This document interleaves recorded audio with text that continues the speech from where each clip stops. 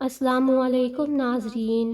ایک نیک بادشاہ رات کو بیس بدل کر پھرا کرتا تھا کہ لوگوں کا اصلی حال دیکھ کر جہاں تک ہو سکے ان کی تکلیفیں دور کر سکے۔ جارے کے موسم میں وہ ایک رات شہر کے باہر کسی ویران مکان کے پاس سے جا رہا تھا کہ دو آدمیوں کے بولنے کی آواز آئی۔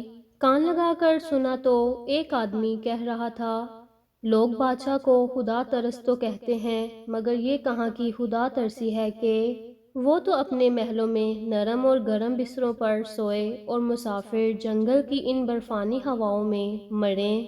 خدا کی قسم، اگر قیامت کے دن وہ بحشت میں بھیجا گیا تو میں کبھی نہ جانے دوں گا۔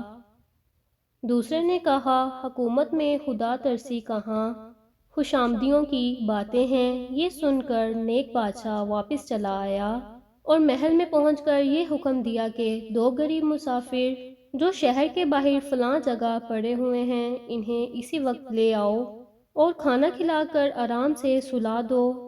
چنانچہ فوراً حکم کی تعمیل ہو گئی۔ صبح جب دن چڑھا تو بادشاہ نے بلا کر مسافروں سے کہا، بھائیو، شہر کے باہر تمہیں تکلیف تو ضرور ہوئی، مگر یہ تمہارا اپنا قصور تھا کہ 9 بجے رات تک بھی شہر میں نہ آئے اور دروازہ بند ہو گیا۔ پھر بھی میں نے شہر کے باہر ایک سرائے بنانے کا حکم دے کر تم سے صلح کر لی ہے۔